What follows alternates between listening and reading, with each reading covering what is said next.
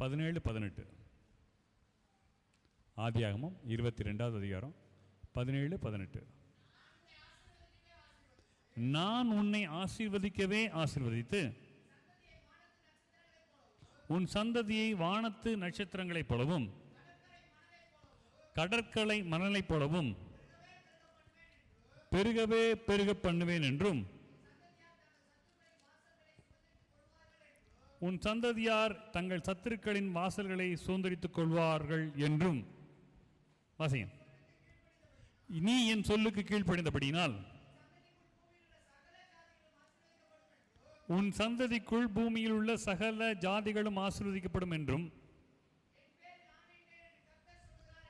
என் பேரில் ஆணையிட்டேன் என்று கர்த்தர் சொல்கிறார். இந்த இடத்துல 3 விதமான ஆசீர்வாதங்களை ஆபிரகாமுக்கு கிடைக்குது. முதல்ல என்னன்னா, நான் உன்னை ஆசீர்வதிக்கவே ஆசீர்வதிப்பேன், ஆசீர்வதிக்கவே ஆசீர்வதிப்பேன். ரெண்டாவது, நீ பெருகுவாய். எப்படி பெருவ? உன்னை வானத்து நட்சத்திரங்களை போல பெருக்கும். வானத்து நட்சத்திரங்களை ஒரு மனுஷனால, எந்த மனுஷனாலும் எண்ண முடியாது. அப்படி உன்னுடைய சந்ததி எண்ணி முடியாத ஒரு அதிசய பெருக்கமாக இருக்கும். அவன் தனி ஒரு ஆளாக இருக்கிறான். அவனுக்கு ஒரு குழந்தை கூட இல்லை. ஆபிரகாமுக்கு ஒரு மகன் கூட, ஒரு மகளோ ஒரு மகனோ கூட கிடையாது. தனித்தவனாக ஆபிரகாமும் சாராளும் இருக்கிறாங்க. ஆண்டவனுக்கு கொடுக்குற வாக்குத்தத்தம், நான் உன்னை ஆசீர்வதிக்கவே ஆசீர்வதிப்பேன்.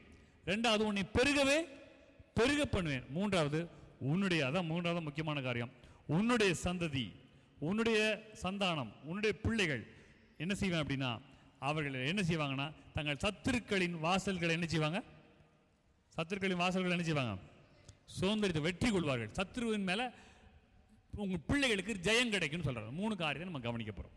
சத்ரு மீன் யாருக்கு ஜெயம் கிடைக்கும்? உன் பிள்ளைகளுக்கு ஜெயம் கிடைக்கும், உன் சந்ததிக்கு சத்துருவுக்கு மேலே. அப்போ நமக்கு இந்த வசனம் எப்படி ஆபிரகாமுக்குள்ள எல்லா வாக்கு தத்துவங்களும் நமக்கும் பொருந்தும். ஆபிரகாமுக்குள்ள வாக்கு தத்துவம் நமக்கு பொருந்துமா பொருந்தாதா? எப்படி பொருந்தும்? சும்மா சொல்கிறீங்க பொருந்தணும். எப்படி பொருந்தும்? ஆபிரகாமுக்கு சொல்கிறாரு, நமக்கா சொல்கிறாரு? ஆபிரகாமின் சந்ததி நம்மளா? அவர் யூதர்ல, நம்ம இந்தியர்கள்ல.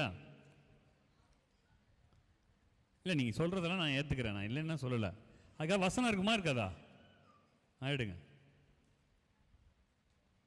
என்னையும் பார்க்காதீங்க, எடுங்க. கலாத்தியர் 3:29. கலாத்தியர் 3:29.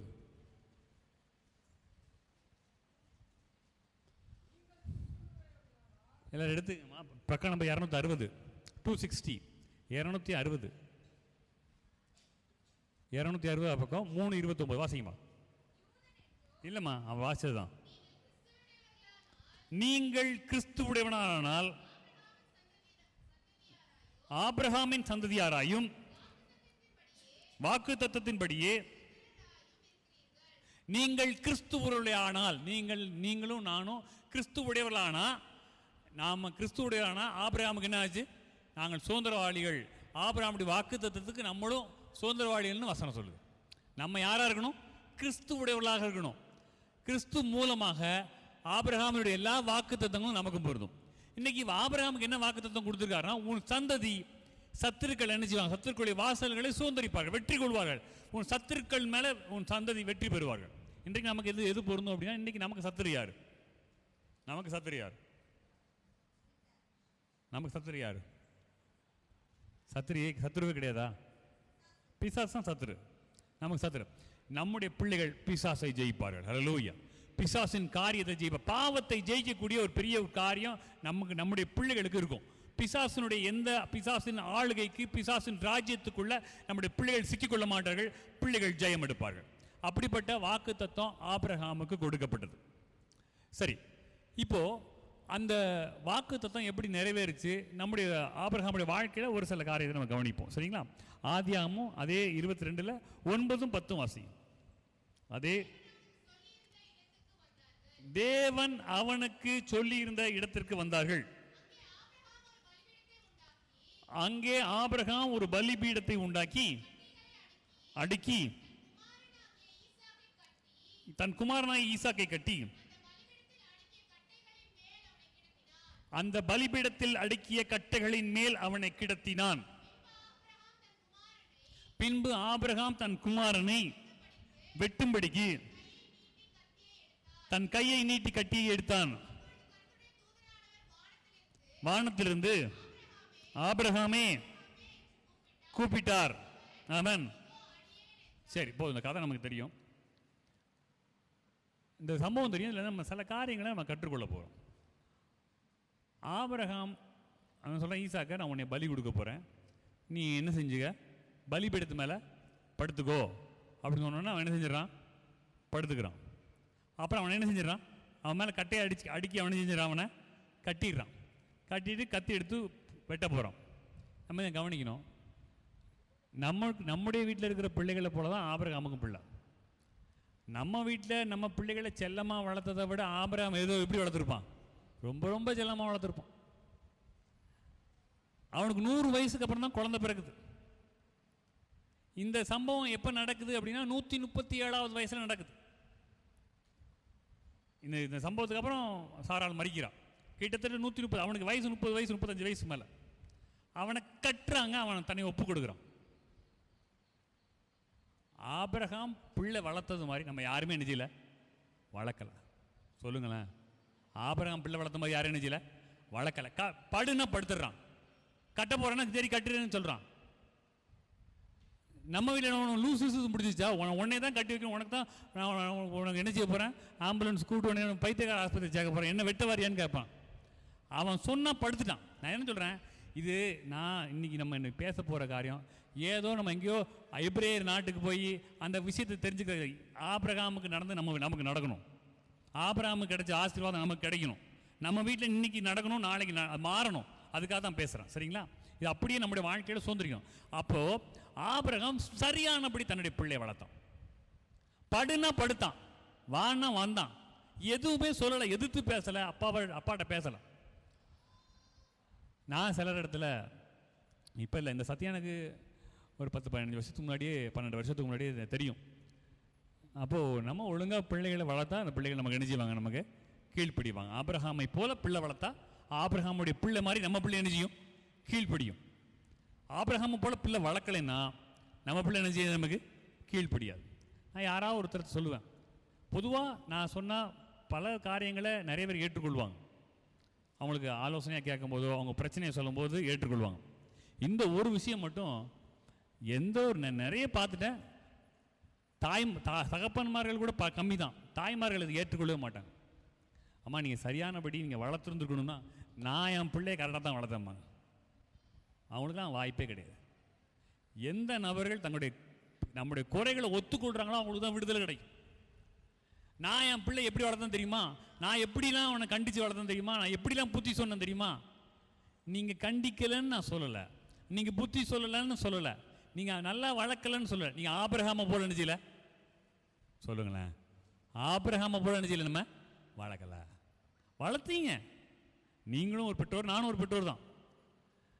என்னுடைய மனைவி பிள்ளைகள்லாம் இருக்கிறாங்க. நான் ஒரு முறை சொன்னேன், அவங்கள கேட்டு பாருங்கள். எங்கள் வீட்டில் ஒரு முறை நான் சொல்லுவேன், செய்ய சொல்லுவேன், செஞ்சாங்கன்னா ஓகே, செய்யலைன்னா 2வது முறை என்ன செய்ய மாட்டேன். அப்போது காரணியாக சொல்லுவேன், பாருங்கள் நீங்கள் சொல்கிறீங்க ஒரு செய்ய மாட்டாங்க, நான் சொல்கிறேன் செய்ய மாட்டேன். செய்யாத அவங்க தப்பு கிடையாது. நான் ஒழுங்காக பிள்ளை வளர்க்கலை, நான் ஏதாவது இதே வார்த்தை தான் சொல்லுவேன். என்ன சொல்லுவேன், நான் ஒழுங்காக பிள்ளை வளர்க்கலை. ஒவ்வொரு முறையும் அதான் சொல்லுவேன். என் பிள்ளை நான் சொன்ன உடனே கேட்கலைன்னா நான் என்ன செய்யலை, நான் ஒழுங்காக இப்போ பிள்ளையை நீங்கள் குறை சொல்லக்கூடாது, குற்றம் சொல்லக்கூடாது. நான் வளர்த்துனேன், ஓரளவு வளர்ந்துருச்சாங்க. இந்த அளவுக்கு அப்புறமும் என் பிள்ளை நான் சொன்னதை கேட்கலைன்னா நான் ஏதோ விஷயத்தை என்ன பண்ணிட்டேன், கோட்டை விட்டுட்டேன். இப்போ திருந்த வேண்டியது முதல்ல பிள்ளை இல்லை, திருந்த வேண்டியது யார் தான், நம்ம தான். ஆண்டவரே நான் உடனே, ஆண்டவரே என்னை மன்னிச்சிருங்க, நான் சரியாக ஏதோ நான் மிஸ்டேக் பண்ணிட்டேன், எனக்கு உதவி செய்யுங்க, என் பிள்ளை என் சொல்கிறத கேட்கல, நான் என்ன செய்திருக்கணும். ஒவ்வொரு முறையும் என்னை தாழ்த்தும் பொழுது கர்த்தர் அற்புதத்தை செய்தார். ஆபிரகாமை போல ஆபிரகாம் எப்படி பிள்ளை வளர்த்தான் அப்படிங்கிறத நம்ம பார்க்க போகிறோம். ஆபிரகாம் அவன் எப்படி செல்லமாக வளர்த்துருப்பான். ஆபிரகாமுக்கு இருந்த சொத்து பத்துக்கு அளவே இல்லை, அவ்வளோ சொத்து இருந்துச்சு, அவ்வளோ சொத்து இருந்துச்சு.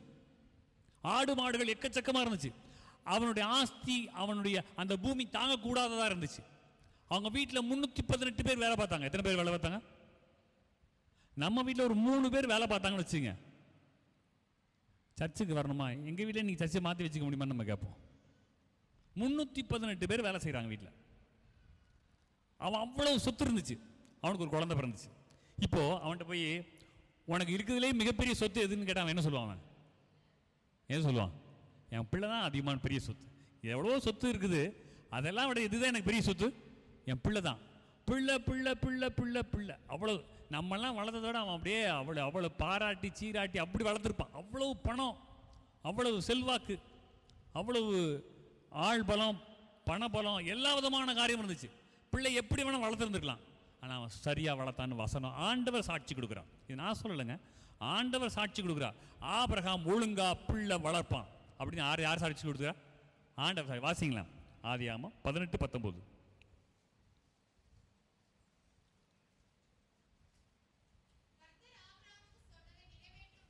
ம் ம் ம் ம்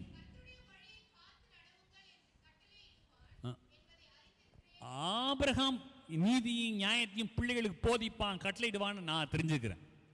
ஆபிரகாம் ஒழுங்கா பிள்ளை வளர்ப்பான்னு தெரிஞ்சிருக்கேன். அதனால தான் நம்ம விசுவாசத்தில் ஆபிரகாமுக்கு நம்ம எல்லாம் இருக்கும். நமக்கு ஆபிரகாம் விசுவாசத்தின் தகப்பன், நம்ம அவனுடைய சந்ததியாக பிள்ளைகளாக இருக்கிறோம். ஆண்டவருக்கு தெரியும் ஆபிரகாம் ஒழுங்கா பிள்ளை வளர்ப்பான். அதனால தான் நான் ஆபிரகாமை தெரிந்தெடுத்தேன். நோவா ஜலப்பிரளயத்துக்கு அப்புறம் உலகமே அழிஞ்சு போச்சு. நோவா மட்டும்தான் இருந்தான். நோவா அவனுடைய சந்ததி இருந்துச்சு. அதுக்கப்புறம் யாருமே நீங்கள் வேதத்தில் குறிப்பிடப்படும்படி யாருமே இல்லை. 12வது அதிகாரத்தில் மறுபடியும் ஆண்டவர் ஆபிரகாமை அவன் தெரிந்தெடுத்தார். காரணம் என்ன தெரியுமா? அவன் தன் பிள்ளைகளை ஒழுங்காக வளர்ப்பான். நீங்கள் உங்கள் பிள்ளைகளை வளர்த்தால் கர்த்தர் உங்களுக்கு ஒரு மிஷின் உங்களுக்கு கொடுப்பார். உங்களுக்குன்னு ஒரு பொறுப்பை கர்த்தர் கொடுப்பார். ஏன்னா உங்கள் பிள்ளைகளை சரியாக வளர்க்குறீங்கள, இப்போ சரியானபடி நீதியாக வளர்க்கணும். ஆபிரகாமுடைய வாழ்க்கையில் நடந்த 2-3 சம்பவங்களை பார்த்து அவன் வந்து போதிக்கலை. அப்பா உட்கார வச்சு நம்ம பிள்ளைகளுக்கு போதிச்சா எல்லாரும் நல்லா போதிப்பாங்க. ஆண்டவர் அறியாதவங்க கூட எப்படி தான் போதிப்பாங்க? பிள்ளைங்களுக்கு நல்லது தானே சொல்லி கொடுப்பாங்க. பொய் சொல்லுவாங்களா? ஏமாற்ற சொல்ல மாட்டாங்க, திருட சொல்ல மாட்டாங்க, நல்லது தான் செய்ய சொல்லுவாங்க. எல்லாரும் போதிக்கிறது நல்லது. போதிக்கிறதுல நம்மகிட்ட பிரச்சனை கிடையாது. பிள்ளைகளுக்கு நல்லது தானே எல்லாருமே சொல்லிக் கொடுப்போம். நம்ம நடந்து காண்பிக்கிறது, வாழ்ந்து காண்பிக்கிறது தான் பிள்ளைகள் என்ன செய்கிறாங்க? பார்க்குறாங்க. நல்லா கவனிங்க. நான் இதை சொல்கிறது, நீங்கள் எப்படி இருக்கிறீங்களோ அப்படி தான் உங்கள் பிள்ளைகள் இருப்பாங்க. நல்லா உங்களுடைய ஏதோ ஒரு நல்ல குணம் பாருங்கள். உங்கள் பிள்ளைகிட்ட ஏதாவது ஒரு நல்ல குணம் பாருங்கள். ஏதாவது ஒரு பிள்ளைகிட்ட நல்ல குணமும் இருக்கும், தவறான குணமும் இருக்கும். உங்கள் பிள்ளைகிட்ட இருக்கிற ஒரு நல்ல குணத்தை பாருங்கள். அது எங்கேருந்து வந்ததுன்னு யோசிச்சு பாருங்கள். அது உங்கள்கிட்ட இருந்தோ, உங்கள் கணவர்கிட்ட இருந்தோ, உங்கள் மனைவிட்டு இருந்தால் நெஞ்சிருக்கும். அது வந்திருக்கும். உங்கள்கிட்ட இருக்கிற நல்ல குணம் உங்கள் பிள்ளைகள் நெஞ்சிடறாங்க. அதை பார்த்து அப்படியே காப்பி பண்ணுறாங்க. அப்போ தவறான குணம் மட்டும் வேற எங்கேயும் தான் வருது. எங்கேருந்தான் வருது? அங்கேருந்து தான் வருது. நீங்கள் ஒரு மாதிரி பண்ணுறீங்க, உங்களோட பிள்ளை 8-16 அடி பாயிரம் பிள்ளை. சரி, வாசிக்கலாம். ஆதியாகமம் 23வது அதிகாரம் 7-8 வாசி. ஆதியாகமம் 23.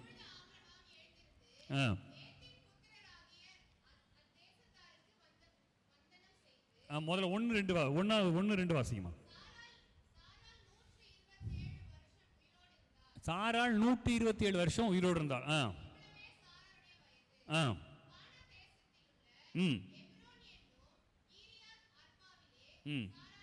மரித்தாள். சரி, இப்போ இந்த சந்தர்ப்பம் என்னன்னா, சாராள் இறந்துட்டா. ஆபிரகாமுடைய மனைவி சாராள் இறந்துட்டா. சாராள் இறக்கும்போது அவளுக்கு எத்தனை வயசு? 127 வயசு. அப்போ ஆபிரகாம் 10 வயசு கூட சாராளோட. அப்போ ஆபிரகாம் எத்தனை வயசு? 137 வயசு. 137 வயசு ஆபிரகாம் உயிரோடு இருக்கிறான். 127 வயசு சாராள் மரித்து போனான். அவன் புலம்பி அழுகிறான். இப்போ அவன் ஒரு பரதேசி. அவனுக்கு சொந்த நாடு தேசம் எதுவும் கிடையாது. ஆனால் அவனுக்கு ஆடு மாடு இருக்குது, நிறைய சொத்து இருக்குது, ஆனால் நிலங்கள் இல்லை. அப்போ அவனுக்கு மனைவியை அடக்கம் பண்ணணும். அவன் வேற புறஜாதி ஊரில் இருக்கிறான், வேற ஊரில் இருக்கிறான். பணம் கொடுத்தா கூட அந்த நாட்களில் இடத்தெல்லாம் என்ன செஞ்சுக்க மாட்டாங்க, விட்டு கொடுக்க மாட்டாங்க. நீ வந்து வியாபாரம் பண்ணிக்கோ, பொழைச்சிக்கோ, என்ன வேணா பண்ணிக்கோ, ஆனால் இடத்த விட்டு தர மாட்டாங்க. அப்போ இந்த ஏத்தின் புத்திரர்கள் தான் அந்த கானான் தேசத்தை அந்த நாட்களில் இருக்கிறாங்க. எல்லாருக்கும் ஆபிரகாம் பழக்கமானவன், பரிச்சயமானவன், அறிமுகமானவன். அந்த மக்கள் எல்லாரும் உட்கார்ந்து இருக்கிறாங்க. இப்போ ஆபிரகாம் என்ன செய்யறான்? வாசிங்க, 7 வசனம் வாசி. எழுந்திருந்து, ஒரு நிமிஷம் நல்லா கவனிங்க. ஆபிரகாமுடைய முதல் செயல். இப்போ ஆபிரகாமோட கூட யார் இருக்கிறா? ஈசாக். அம்மா இறந்துட்டான், எங்கே தான் இருப்பான் ஈசாக்கு? ஆபிரகாமோடு இருக்கான். ஆபிரகாமும் ஈசாக்கு இருக்கிறான். இப்போ ஆபிரகாம் என்ன செய்யறான்? எழுந்திருந்து ஆபிரகாம் என்ன செய்யறான்? எழுந்திருந்து ஏத்தின் புத்திரருக்கு என்ன செய்யறான்? வந்தனம் செய்கிறான். எல்லாரையும் வணங்குறான், இப்படி கும்பிடுறான். அவனுக்கு எத்தனை வயசு? 100. அவன் என்ன பண்றான்? 137 வயசானாலும் அவன் என்ன செய்யறான்? எழும்பி நின்று புறஜாதிகள் மற்ற மக்களுக்கு என்ன செய்யறான்? எழும்பி நின்று வணக்கம் சொல்றான். மரியாதை. இந்த எழும்பி நின்று வந்தனம் சொல்றதை யார் பார்க்கறா? யார் பார்க்கறா? ஈசாக்கு பார்க்கறான். அப்போ ஈசாக்குக்கு சொல்ல வேண்டியதில்லை. அப்பா மற்றவங்களுக்கு மரியாதை கொடுக்கணும்னு ஈசாக்குக்கு யாரும் என்ன செய்ய வேண்டியதில்லை. ஏன்னா அவங்க அப்பாவே 137 வயசு, இவனுக்கு 37 வயசு, அவனுக்கு எத்தனை வயசு? 137 எந்திரிச்சு நிற்குது. ஈசாக்கு என்ன ஆட்டோமேட்டிக்கா எந்திரிச்சுட்டு இருப்பான். நம்முடைய பிள்ளைகளுக்கு சொல்லிக் கொடுக்க வேண்டியதில்லை, வாழ்ந்து காட்டுறோம். ஹல்லேலூயா. யாருக்கு முன்னாடி அவன் அவன் எழுந்து நிற்கிறான்? 10ஆம் வசனம் வாசிங்களேன். எப்ரோன் அப்படிங்கிற ஒரு மனுஷன் தான் நிலத்தை கேட்குறான். நீ நிலத்தை கொடுத்தீங்கன்னா அந்த நிலத்தில் என் மனைவியை வந்து அடக்கம் பண்ண போகிறேன், உன் நிலத்தை கொடு, நான் அதுக்குள்ளே காசு தரேன் அப்படின்னு எப்ரோன்ட்ட கேட்குறான். ஆனால் எப்ரோன் என்ன பண்ணிட்டு இருக்கிறான்? எப்ரோன் என்ன பண்ணுறாமா? உட்கார்ந்துருக்கான். ஆபிரகாம் என்ன பண்ணுறான்? மரியாதை தெரிந்த ஆபிரகாம், கனம் கொடுக்க தெரிஞ்ச ஆபிரகாம், மற்றவங்கள பணிவுள்ள ஆபிரகாம். உங்க பணிவு, நீங்க பணிவுள்ள ஆவி உடையவர்களாக இருந்தா உங்கள் பிள்ளைகள் எப்படி இருப்பாங்க? பணிவுள்ள ஆவி உள்ள. பிள்ளை எரிச்சலா இருக்குது, பிள்ளை மூர்க்கத்தனமா நடக்குதுன்னா டவுட்டே வேண்டாம், பெற்றோர் அப்படிதான் இருக்கிறாங்கன்னு அர்த்தம். இது எனக்கும் பொருந்தும். யாருக்கு பொருந்தும்? எனக்கும் பொருந்தும். என் பிள்ளை சரியில்லைன்னா அந்த ஏதோ விஷயம், ஏதோ ஒரு காரியம் நான் தவறு செய்திருக்கிறேன், என்னிடத்துல பணிவு காணப்பட்டா என் பிள்ளை என்ன செய்யும்? பணிவுள்ளவர்களாக இருக்கும். இல்லைங்க நான் ரொம்ப நல்லது நல்லவங்க, ஆனால் என் பிள்ளை தான் சரியில்லை சொல்லாதீங்க. அப்படி சொன்னால் உங்களுக்கு மீட்பே இருக்காது, உங்களுக்கு வழியே இருக்காது. ஒருவேளை நான் வந்து ஒரு உதாரணங்களை தான் சொல்கிறேன். ஒருவேளை இது வேற பிரச்சனையாக இருக்கலாம். உங்க ஆபிரகாமுடைய சில காரியத்தை நம்ம இன்னைக்கு பார்க்குறோம், நம்முடைய குடும்பத்தை வேற பிரச்சனையாக இருக்கலாம். காரணம் நம்மங்கிறது மறந்துடக்கூடாது. பணிவோடு எழும்புறான். வாசிங்க 8:9 வாசிங்க. என்னிடத்தில் இருக்கிற அந்த பிரேதம் இராதபடிக்கு அடக்கம் பண்ண சம்மதியானால் கேட்டு எப்ரோன் இருக்கிற இருக்கும்படி என்று வேண்டிக் கொள்ளுங்கள். அது பெருமான விலைக்கு அதை அவனுக்கு தருவாராக என்றான். எப்ரோன் ஏத்தின் புத்திரர் நடுவிலே உட்கார்ந்திருந்தான்.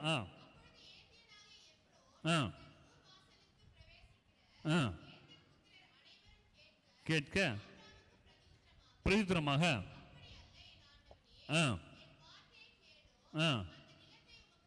தருகிறேன் தருகிறேன்.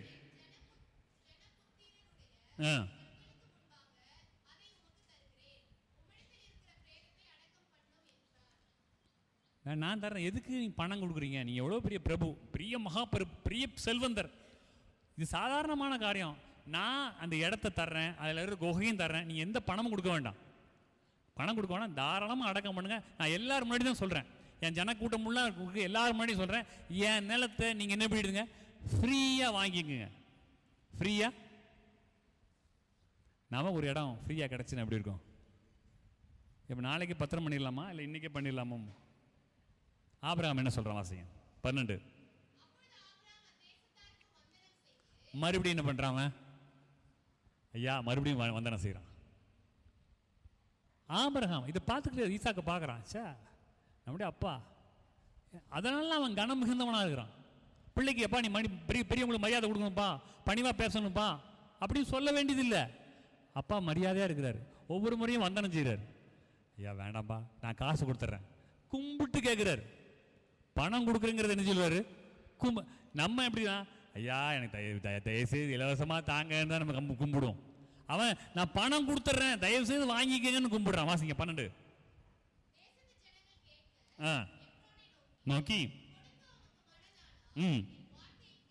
ம் ம் ம் ஆ ஆ ம் நான் சொல்கிறேன், அவன் மறுபடியும் விடலாம். அப்புறம் நான் சொல்கிறதை கேளு. 400 சேக்கல் நிறை வெள்ளி பெறும். ஆ 16. ம் ம் ஆ ஆ போதும். ஆபிரகாம்கிட்ட இந்த சம்பவத்தில் ஈசாக்கு என்ன ஒரு படிப்பணியை கற்றுக்கொள்கிறான்னா, ஓசியில் கிடைச்சா பினாயில் கூட குடிப்பாங்கன்னு சொல்லுவாங்க. ஓசியில் மங்களம் பாடக்கூடாதுங்கிற ஒரு காரியத்தை நினைச்சுக்கிறான். ஆபிரகாம்கிட்ட கற்றுக்கொள்கிறான். நான் ஃப்ரீயாக எதுவும் செய்ய மாட்டேன், வாங்க மாட்டேன். எந்த நாளும் சரி, அதுக்குள்ளே பெருமானம் என்ன வேலை சொல்லுங்கள், நான் வாங்கிக்கிறேன். ஃப்ரீயாக நான் வாங்க மாட்டேன். ஃப்ரீயாக வாங்கக்கூடாதுன்னு பிள்ளைகள்கிட்ட சொல்ல வேண்டிய அவசியம் இல்லை. நீங்கள் எதையுமே ஃப்ரீயாக வாங்கலைன்னா உங்கள் பிள்ளைகள் நினைச்ச மாட்டாங்கண்ணா, ஃப்ரீயாக நினைச்ச மாட்டாங்க, வாங்க மாட்டாங்க. இதோட நான் சொல்கிறது ஒரு காரியம்தான். இது எத்தனையோ காரியம் இருக்குது, நம்மளுடைய குடும்பத்தில் எத்தனையோ காரியம் இருக்குது. ஓசியில் எங்கள் அப்பா, அவனுக்கு தெரியும் எங்கள் அப்பா ஓசியில் என்ன செய்ய மாட்டார். அப்பா ஓசியில் எங்கடா ஓசியில் கிடைக்குன்னு பார்ப்பார். அப்படி அவன் சொல்ல மாட்டான். ஃப்ரீயாக கிடைச்சா போதும் உடனே வாங்கிடுவார், காசு கொடுக்க மாட்டார். நோ ஓசி பிஸ்னஸ். ஓசின்னா வேண்டாம், எனக்கு காசு கொடுக்குறீங்களா. நான் இது எதுக்கு சொல்கிறேன்னா, இது யாருக்கு பொருந்ததுன்னா, இது தேவனுடைய சபையில் பொருந்தாது. நீங்கள் சபையில் இலவசமாக ஒரு காரியத்தை பெற்றுக்கொள்ளலாம். ஏன்னா இது ஆண்டவருடைய சமூகத்தில் அவர் எல்லாவற்றையும் ஆண்டவர் நமக்கு என்ன சொல்லியிருக்காரு, இலவசமாக கொடுத்துருக்காரு. இலவசமாய் பெற்று இலவசமாய் கொடுங்கள். சபையில் இல்லை, வெளியில் எங்கேயுமே நினைச்சக்கூடாது. வெளியில் எங்கேயுமே எதுக்குமே ஓசி வாங்கக்கூடாது. சும்மா கொடுக்குறாங்கன்னு வாங்கக்கூடாது. தெரியும் கொடுக்கும்போது நல்லா கொடுப்பாங்க, ஆனால் கொடுத்துட்டு பின்னாடி என்ன சொல்லுவாங்க, பாரு வாங்க அலையுது பாரு, ஒன்று கொடுக்குறேன்னா வாங்க அலையுது பாரு. மதிப்பு மரியாதை எல்லாம் ஜீரோவாக மாறிடும். ஈசாக்கு ஓசியில் வாங்கக்கூடாதுன்னு யார்கிட்ட கற்றுக்கொண்டா, ஆபிரகாம் சொல்லலை. இன்றைக்கு எப்பா நான் கற்றுக் கொடுக்க போகிறேன், இன்னைக்கு பாடத்தினுடைய பேர் நோ ஓசி அப்படின்னு நான் கற்றுக் கொடுக்கல, வாழ்ந்து காண்பிக்கிறான். வாழ்ந்து நீங்கள் எப்படி இருக்கிறீங்களோ அப்படியே பிள்ளைகள் பின்பற்றுவாங்க. நான் நல்லது சொல்லி கொடுப்பீங்க, நல்லா வாழ்ந்து காண்பிச்சிங்களா. அடுத்தது இன்னொரு சந்தர்ப்பத்தை வாசிக்கலாம். அது ஆதியாகமம் 20வது அதிகாரம் 10-11. ம் ஆ ஆ ம் ம் ம் இது இந்த சந்தர்ப்பம் எப்போ நடக்குதுன்னா, ஈசாக்கு பிறக்கிறதுக்கு முன்னாடி நடக்குது. சாரால ஆபிரகாம் சொன்ன என்னுடைய சகோதரின்னு சொல்லிடுறான். அப்புறம் அந்த ராஜா என்ன பண்ணுறான், சாரால கூட்டிகிட்டு வர சொல்லிடுறான். அதுக்கப்புறம் தான் அந்த இரவில் தங்கியிருக்கும்பொழுது ஆண்டவன் சொப்பனத்தில் எச்சரிக்கிறார். அபிமெலேக்குங்கிற அந்த ராஜாவை ஆண்டவர் எச்சரிக்கிறார். உடனே அவன் சாராலை திருப்பி அனுப்பிடுறான். அனுப்பிட்டு, ஐயோ நான் சகோதரின்னு சொன்னதுனால தான் நான் கூப்பிட்டேன் அப்படி சொன்னால், நான் உனக்கு நீ அந்த தீங்குக்கு உள்ளாயிடக்கூடாது அப்படிங்கிறத உன்னை தடுத்தேன்னு ஆண்டவர் சொல்கிறாரு. அப்புறம் அவன் கேட்குறான் கூப்பிட்டு, எதுக்கு நீ போய் சொன்ன, உன் மனைவியை நீ ஏன் உன் தங்கை உன்னுடைய சகோதரி நீ ஏன் போய் சொன்ன அப்படின்னு கேட்குறான். அப்போ ஆபிரகாம் சொல்கிறான், இவ்விடத்தில் என்ன இல்லை, தெய்வ பயம் இல்லை. ஆபிரகாம் தெரிஞ்சு எங்கே தெய்வ பயம் இருக்குது, எங்கே தெய்வ பயம் இல்லைன்னு நினச்சிதான் ஆபிரகாமுக்கு தெரிஞ்சிருக்குது. அவன் ஈசாக்கு பிறக்கிறதுக்கு முன்னாடியே அந்த காரியத்தை பகுத்தறியக்கூடிய ஒரு கிருபையை அவன் பெற்றிருந்தான்.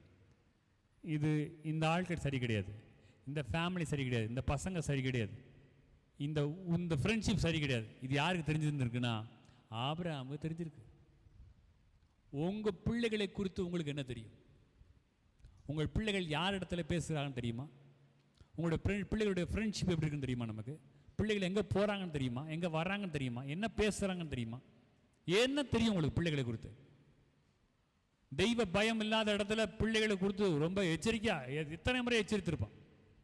ஃப்ரெண்டு வீட்டுக்கு போகிறேன், இன்றைக்கி பெரும்பாலும் சொல்கிறேன், ஆண் பிள்ளையாக இருந்தாலும் சரி, பெண் பிள்ளையாக, ஃப்ரெண்டு வீட்டுக்கு போகிறேன். ஃப்ரெண்டுக்கு பேர் இருக்குமா இருக்காதா? இருக்குமா இருக்காதா? சொல்கிறதா இருந்தால் என்ன செய்வாங்கன்னா அந்த பேரை சொல்லிட்டு போவாங்க. ஃப்ரெண்டு வீட்டுக்கு போகிறனாலே அது கொஸ்டின் மார்க் வச்சிடணும். நான் சில காரியங்களை ஓப்பனாக சபையில் சொல்கிறேன். உங்கள் அனுமதி இல்லாமல் ஃப்ரெண்ட்ஸாக பிக்னிக் போகிறேன், அங்கே போய் நினைச்சக்கூடாது, அனுப்பக்கூடாது. இப்போ இருக்கிற உலகத்தில் உடைய என்னென்ன நடக்குதுன்னு உங்களுக்கு எல்லாருக்கும் தெரியும்.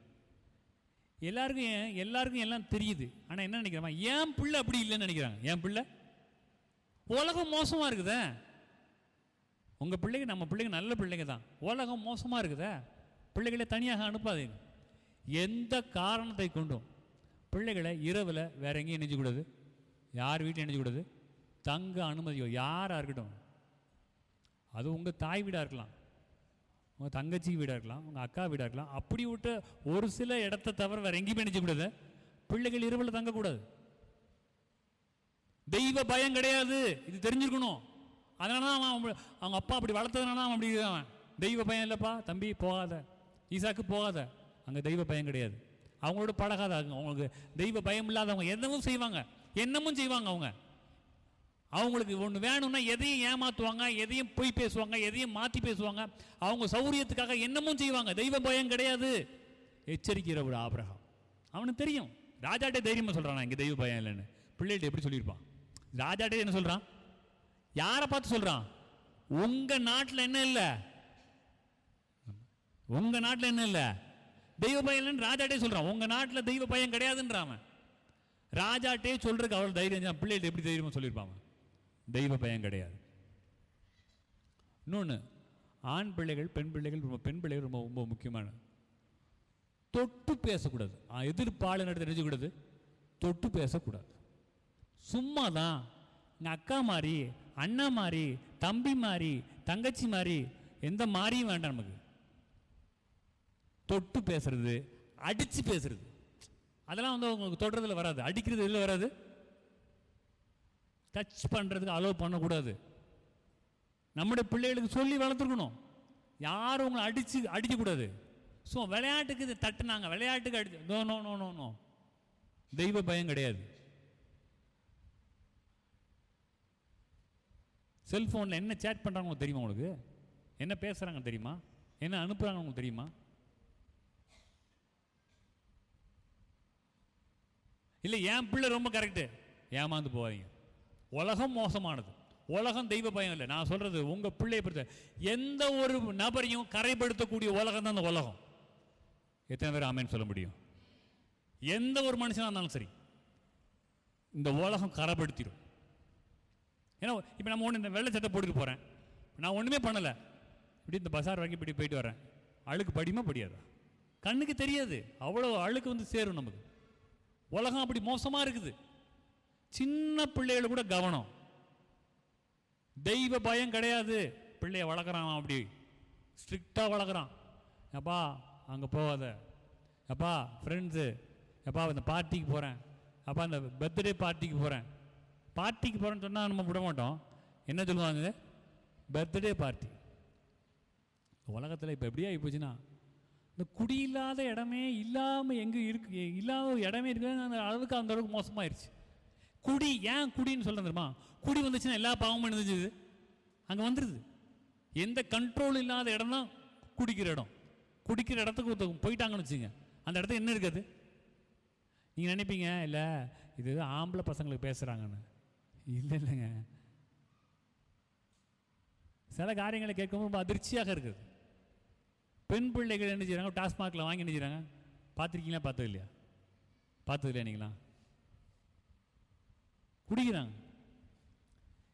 நமக்கு நம்முடைய பிள்ளைகள் அந்த மாதிரி பிள்ளைகளோட எப்படி சொல்லுவாங்க தெரியுமா? நான் டெய்லியாக நம்ம குடிக்கிறோம். எல்லாத்தையும் அவன் உலகத்தில் என்ன செய்யணும், அனுபவித்து பார்க்கணும். களவையும் கற்றுமற, களவையும் என்ன செய்ய, சும்மா ஒரு முறை தானே. பிசாசு என்ன சொல்லுவான், ஒரே ஒரு முறை பண்ணுமா. என்ன சொல்லுவான்?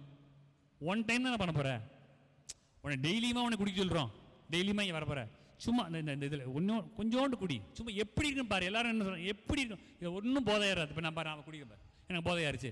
ஒன்றும் இல்லை, சும்மா சும்மா ஒரு சின்ன கப்பில் குடி, சும்மா குடி, ஒன்றும் இல்லை, நான் தான் குடிக்கிறேன் பாரு, நீ குடி நீ குடி நீ குடி, சும்மா குடிச்சு பாரு. ஒன்று இது எல்லாம் எங்கேயோ தூரமாக நினைக்காதீங்க, எல்லாம் நம்ம சுற்றி இருக்குது. குடிச்சு பாரு. இப்படிதான் பிசாசை தூண்டுவான். ஒரு முறை குடிச்சதுக்கப்புறம் என்ன சொல்லுவான் தெரியுமா?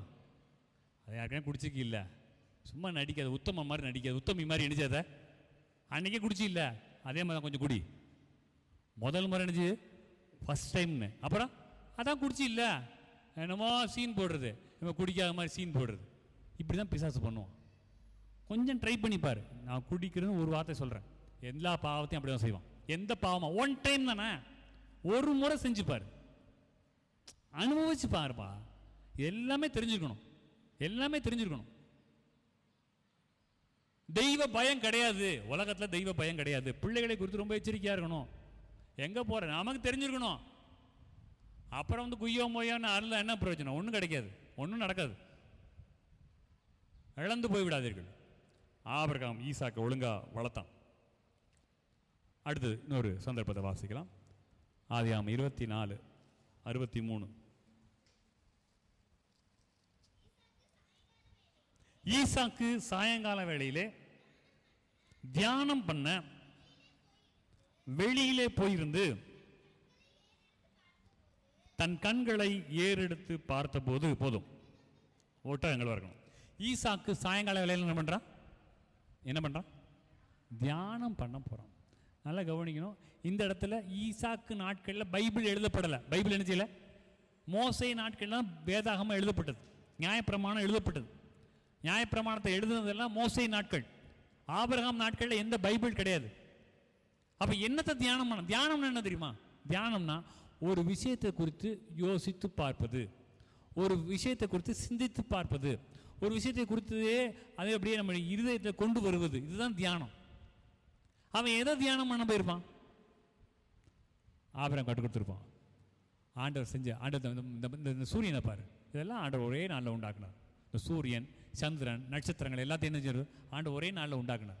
இந்த வானம் நீ பார்க்குற எல்லாம் இயற்கையிலுடைய வானங்கள் தேவனுடைய மகிமையை வெளிப்படுத்துகிறது. வானங்களை பார்க்கும் பொழுது, நீல வானத்தை பார்க்கும்போது என்ன அழகா இருக்குது. இது தியானம் பண்ணுறோம். இந்த உலகம் முழுசும் ரொம்ப மோசமான பாவத்தை இருந்துச்சு ஈசாக்கு. அப்போ நம்முடைய முற்பிதாக்கள் எல்லாரும் அழிஞ்சு போனாங்க. அதில் நம்முடைய ஒரே முற்பிதா நோவா மட்டும்தான் நீதிமானா இருந்தார். அதனால இந்த உலகம் அழிக்கப்படாமல் அவர் மட்டும் அவருடைய பிள்ளைகளும் காப்பாற்றப்பட்டார்கள். அது தியானிச்சிருப்போம். ஆபிரகாம் தன்னோடு கூட ஆண்டவர் எப்படி ஊர் என்னங்கிற தேசத்திலிருந்து ஆண்டவர் எப்படி பேசினார் என்ற சொல்லியிருப்பான். லோத்து இருந்தார்லப்பா, லோத்து உங்க அண்ணன். ஈசாக்கு யாரு? லோத்து அண்ணன், பெரியப்பா பையன். ஈசாக்கும் லோத்தும் யாரு?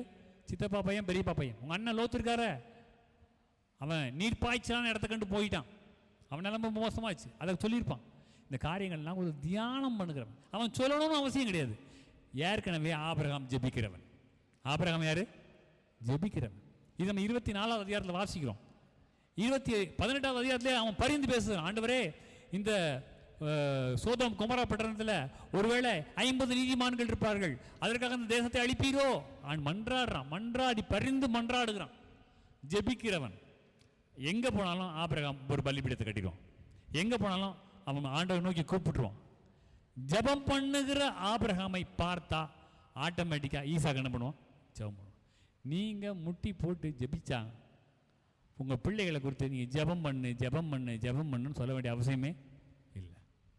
நம்ம ஜெபம் பண்ணணும். எனக்கு தான் நிறைய வேலை இருக்குது, நீயா ஜெபம் பண்ணு, இன்னும் நடக்காது.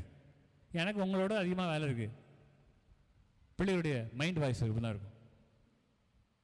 ஜெபம் பண்ணிட்டேம்மா. எப்போ ஜெபம் பண்ண? இப்போ தான் பண்ணேன்.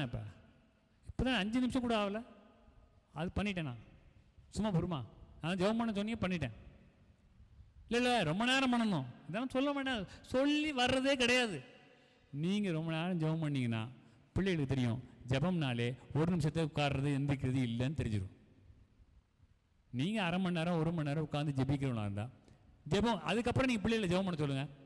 அந்த பிள்ளை 5 நிமிஷம் 1 நிமிஷம் ஜெபம் பண்ணிட்டேன்னு சொல்லாது.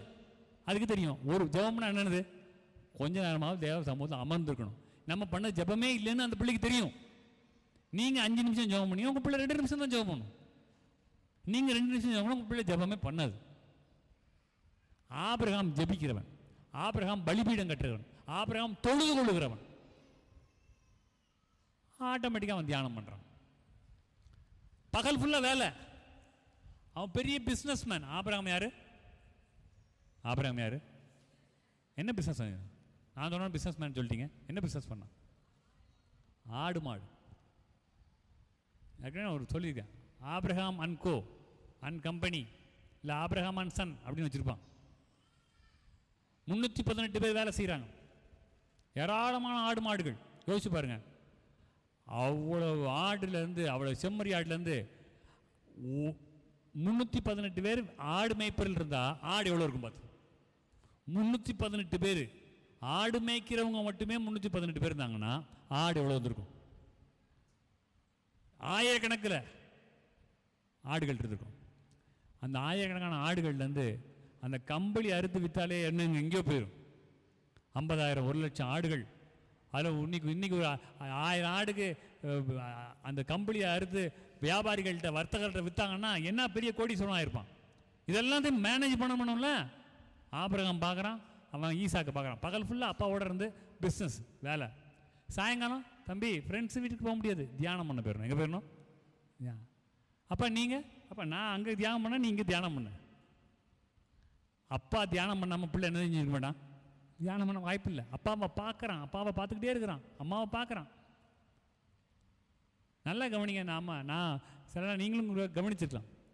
எந்த சகோதரி நல்லா ஆராதிக்கிறவங்களா இருக்காங்களா, அவங்க பிள்ளைகளை பாருங்களேன், அவங்க அம்மா ஸ்டைலில் தான் செய்வாங்க, அவங்க ஆராதிப்பாங்க. நான் சொல்கிறது பெரிய பிள்ளைகளை சொல்ல, சின்ன குழந்தைகளை சொல்கிறேன். அம்மா எப்படி ஆராதிக்கிறாங்களோ அப்படியே நினைச்சுவாங்க பிள்ளைங்க. அம்மா அப்படியே இருந்தாங்கன்னு வச்சுங்க, பிள்ளை அப்படியே கண்ணை முட்டி பார்க்கும். நீங்கள் பிள்ளைகளுக்கு சொல்லிக் கொடுக்க வேண்டாம், வாழ்ந்து காட்டணும். கடைசியாக அதே ஆதியாகமம் 22வது அதிகாரம் 5லேருந்து வாசி. 5, 6, 7, 8. அப்புறம் ஆபிரகாம் வேலைக்காரரை நோக்கி கழுதையை நிறுத்தி, பிள்ளையாண்டானும் அவ்விடம் மட்டும் போய் என்றான். வாசிங்க. எடுத்து வைத்து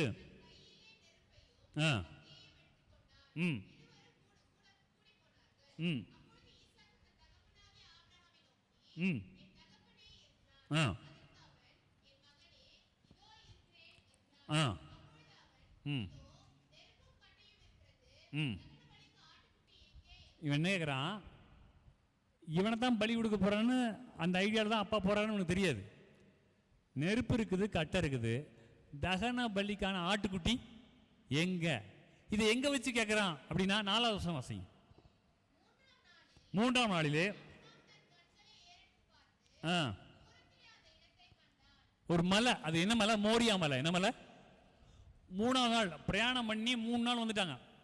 அவன் வீட்டிலேருந்து ஆபிரகாம் ஈசாக்கு பிரயாணம் பண்ணி 3 நாள் 3 days பிரயாணம் பண்ணி வந்துட்டாங்க. தூரத்தில் பார்க்குறான் மோரியா மலை இருக்குது.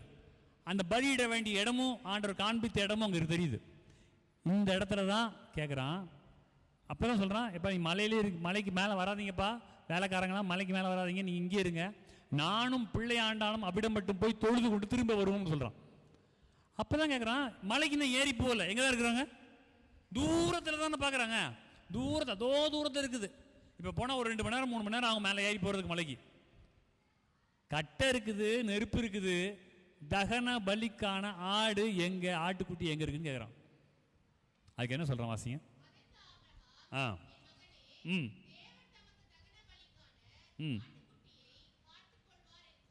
இவன் போதும், தேவன் தமக்கு தகன பலிக்கான ஆட்டுக்குட்டி நினைச்சவர் ஆண்டவர் பார்த்துக் கொள்வார். இதுதான் யெகோவா ஈரே என்று இந்த இடத்துல தான் ஆபிரகாம் பெயரிடுறான்.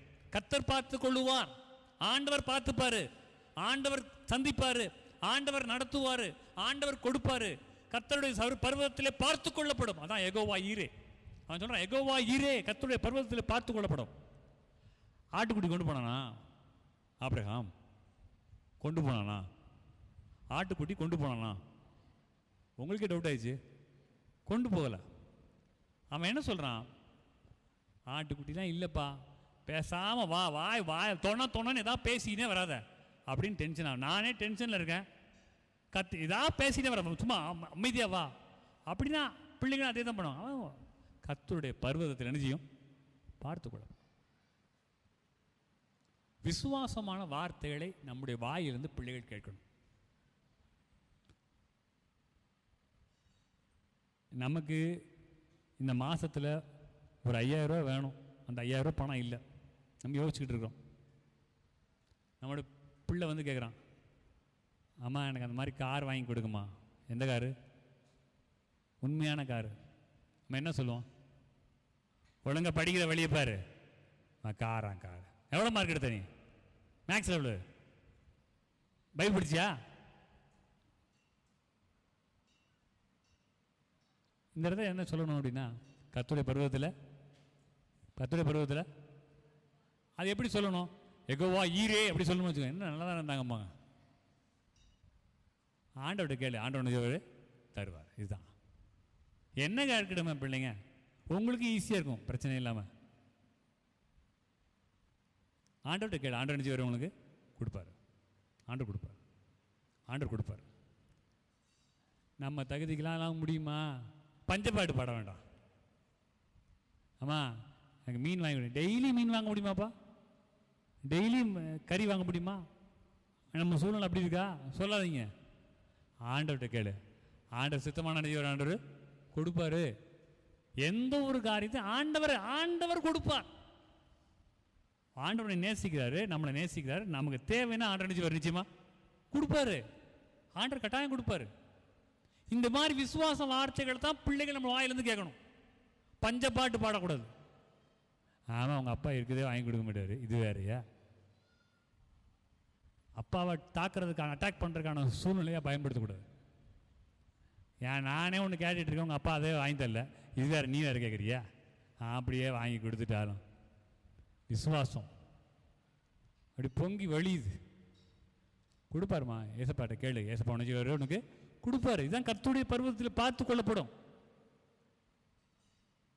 மேலே வர்றான், நம்ம அந்த சந்தர்ப்பத்தை வாசிச்சோம், கட்டி வெட்டாத, உன் பிள்ளையாண்ட மேல் கையை போடாத. அப்புறம் வாசிங்க, சோதரம் 22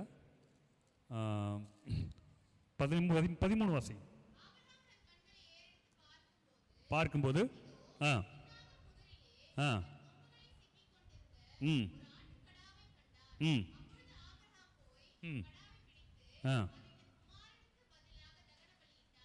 இப்போ ஆட்டுக்கடாவை பார்த்துட்டான். பார்க்குறான், சுற்றி முற்றி பார்க்குறான், ஆட்டுக்கடா இருக்குது. இப்போ ஆபிரகாம் விட்டுருங்க, ஈசாக்குக்கு எவ்வளோ ஃபெய்த் வந்துடும் தெரியுமா? கீழே இருக்கும்போது அப்பா சொன்னார்ல, கர்த்தருடைய பர்வதத்தில், கர்த்தருடைய பர்வதம்னா என்னது?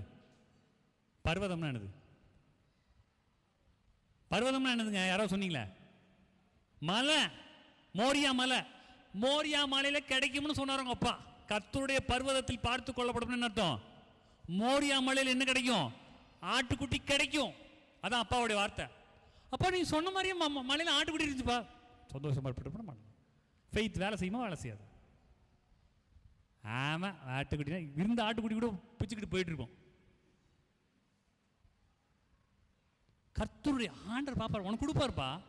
ஆண்டவர் கொடுப்பாரு. கர்த்தருடைய பருவத்தில் உனக்கு கிடைக்கும், நிச்சயமாக கிடைக்கும். ஜெபம் பண்ணு, ஆண்டு சுத்தமாக உனக்கு கண்டிப்பாக கொடுப்பாரு. கர்த்தர் அப்படியே பார்க்குறானே, அப்படியே எவ்வளவு ஈசாக்கு எவ்வளவு விசுவாசம் வந்திருக்கும். நம்மளும் ஆண்டவரே நம்முடைய பிள்ளைகளுடைய விசுவாசம் வளர்றதுக்கான சூழ்நிலையில் ஏற்படுத்தணும். நேற்றைய தினத்தில் நானும் டெபியும் ஊழியத்துக்காக வந்தோம், கிராம ஊழியத்துக்காக வந்துட்டு இருந்தோம். வர்ற வழியில் பார்த்தீங்கன்னா அவளுக்கு ஒரே கண்டினியூஸாக தும்மல் வந்துட்டு, பைக்கில் வர தும்மல் வந்துகிட்டே இருக்கு. சரி, நான் அப்படியே வந்துகிட்டே இருக்கேன், அதை கண்டுக்கலை. நம்ம கண்டுக்கிட்டால் ரொம்ப பெருசாகிடும். எப்பவுமே என்னம்மா ஐயோ ஒன்றுமே முடியலப்பா. நான் கேட்குறேன், தும்மல் வந்தால் என்ன செய்வாங்க? இம்மா டீ ஏதாவது குடிக்கிறியா அப்படி கேட்பேன். எனக்கு அப்படி தான் இருக்கும். ரொம்ப தும்மல் வந்தால் என்ன செய்வோம்? கொஞ்சம் சூடாக ஏதாவது குடிச்சா அப்படி இருக்கும், கொஞ்சம் இருக்கும். டீ வேணாம்ப்பா, ஏதாவது ஜூஸ் மட்டும் வாங்கி கொடுக்கப்பா. தும்மலுக்கு ஜூஸா? சரி சரி வாங்கி தரேன், ஊழியத்துக்கு வரல பரவாயில்ல என்ன. சரி நான் சொல்லி ஒரு ஐஸ் போடாமல் ஒரு ஜூஸ், ஒரு சாத்துக்குடி வாங்கி கொடுக்கணும், வாங்கி கொடுத்துட்டேன். முடியல, தும்மல் வந்துகிட்டே இருக்குது. எனக்கு மூக்கெல்லாம் ரொம்ப வலிக்குது, என்னால் ஒன்றுமே பண்ண முடியல, தலை வலிக்குது, கண்ணு வலிக்குது, என்னால் பைக்கில் சொல்லிட்டு வரேன். நான் என்ன பண்ணுறது? ப்ரோக்ராமில் எந்த சேஞ்ச் பண்ண முடியாது, போய் தான் ஆகணும். இது புலம்பிக்கிட்டே வந்தால் நம்ம என்ன செய்ய முடியும்? ஒன்றும் பண்ண முடியாது. நான் செஞ்ச காரியத்தை சொல்கிறேன். நான் சொன்னேன், ஏசப்பா சோத்திரம்ப்பா, ஏசப்பா சோத்திரம் சொல்லிகிட்டே வா, உனக்கு சரியாயிரும்னு சொன்னேன். சொல்லிட்டு நான் ஒரு ஜெபம் பண்ணேன். நான் உண்மையாக அந்த ஜெபம் பண்ணேன், பல முறை ஜெபம் பண்ணியிருக்கேன். அப்பா, நான் ஒரு உதவியற்ற தகப்பன், என்னால் என் பிள்ளைக்கு உள்ள எல்லாமே என்னால் நினைச்ச முடியாது, அதுக்கு நேரம் வேண்டிய நேரத்தை என்னால் நினைச்ச முடியாது, கொடுக்க முடியாது. அவ்வளோ உட முடியல, என்னால் உடனே சுகம் கொடுக்க முடியுமா? என்னால் முடியாது, நான் ஒரு உதவியற்றவன். இப்போ நீங்கள் ஒரு சுகம் கொடுத்தீங்கன்னா அவருடைய விசுவாசம் நிச்சயம் பலப்படும். எனக்கு தெரியும், நான் அப்படி ஜெபிக்கும் போதே எனக்கு தெரியும் 100% செஞ்சிடும், சரியாயிடும் தெரியும். அவர் சொல்லும் பொழுது எங்கே இருந்ததுன்னா, கூட்டு ரோட்லேருந்து ஒரு 5 நிமிஷம் வந்தாச்சு, பாதி தூரம் வந்தாச்சு. நம்ம இங்கே வரும்போது கேட்டேன், எப்படி இருக்குதுன்னு கேட்டேன். அதுவும் நல்லா இருந்துச்சுன்னா முடியாத போது மட்டும் அழுதுட்டு நல்லா இருக்குன்னு நல்லா இருக்குன்னு சொல்லணும்ல, சொல்கிறது புரியல. என்ன தான் ஆச்சு, நல்லா இருக்கா இல்லையா? எனக்கு சரியாயிடுச்சு. 15வது தடவை சொல்லும் போதே அது எந்த வழி எங்கே போச்சுன்னு தெரியல, நல்லா இருந்துச்சு அப்படின்னு சொன்னோம். என்ன சொல்கிறேன், ஆண்டவரை சார்ந்து கொள்ள சொன்னால் மட்டும்தான் பிள்ளைகள் நினச்சிவாங்க. நம்ம சும்மா அந்த பிள்ளைகளே பிடிச்சி பண்ணுறதோ, நம்ம எரிச்சல் அடைகிறதோ நம்முடைய இப்போ என்னால் என்ன செய்ய முடியும் நினைக்கிறீங்க? என்னால் ஒன்றும் செய்ய முடியாத. நான் ஒரு அவிசுவாச வார்த்தை பேசி இதுக்கு தான் உன் வீட்டிலே இருக்க சொன்னேன், வரேன்னு சொல்லி இருந்துருக்கலாம். என்ன ஜாய்ஸ் வரேன்னு சொன்னால், இல்லை முதல்ல நீ வரியான்னு கேட்டேன், வரலன்னு சொல்லிட்டான். உடனே ஜாய்ஸ் சொன்னால் நான் வரேன், அப்போ நான் வரேன்டா. அப்போ நான் என்ன சொல்லியிருக்கணும்? அவள் தான் வரேன்னு சொன்னான், நீ வம்படியாக இருந்து வந்தா எதுக்கு? முடிஞ்சால் வரணும், இல்லை வீட்லேயே உட்காந்து வேலை செய்யணும் சொல்லிடலாம்ல.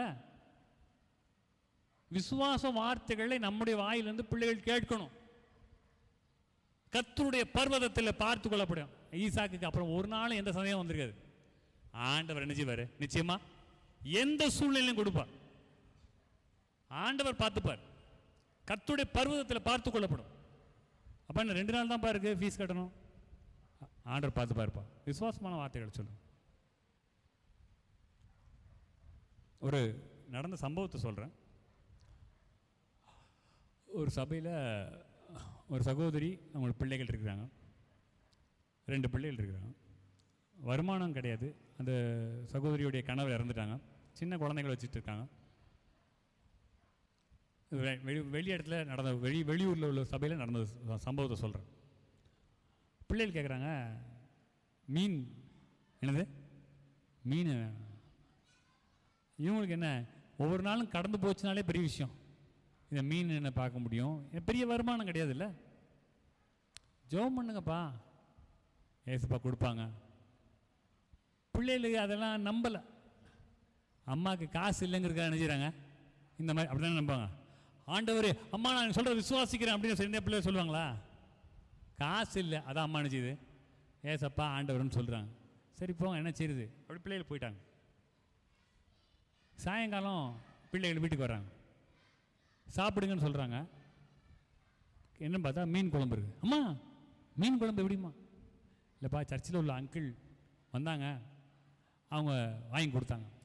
அந்த பிரதர் போயிருக்கிறார், மீன் கடைக்கு போகும்போது இவங்க வீட்டு வழியாக போயிருக்கிறார். அப்போ பார்த்துருக்காரு, அவங்க நிறைய வாங்குறாங்க அவங்க வீட்டுக்கு. சரி, சபையில் உள்ளவங்க ரொம்ப கஷ்டப்படுறாங்க, பிள்ளைகள் இருக்காங்க, நம்ம வாங்குற கூட 2 மீன் வாங்கினா அந்த பிள்ளைகளுக்கு நினச்சிக்கலாம் கொடுக்கலாம் அப்படி நினைத்து வாங்கி பிள்ளைகளுக்கு வந்து அப்படி வாசலில் கொடுத்துட்டு அவர் போயிட்டார். நான் என்ன சொல்கிறேன்னா, நம்முடைய பிள்ளைகளுக்கு எந்த அளவுக்கு விசுவாசத்தை கற்றுக் கொடுக்குறோமோ அதுதான் நம்முடைய பிள்ளையோட வளர்ச்சி. தானா பெரியவனானா விசுவாசம் வந்துடும், வளர்ந்தா வராது. ஒவ்வொரு படிப்படியாக வரணும். இங்கேருந்து டக்குன்னு இப்போ 10வது படி கால் வைக்க முடியாது, ஒவ்வொரு படியாக தான் வைக்கணும். சின்னதில் விசுவாசம் வரலன்னா எப்படி பெருசில் வரும்? சிறு பிராயத்திலிருந்து விசுவாசத்தை கற்றுக் கொடுக்கணும். அப்படி எழும்பியிருப்போம்.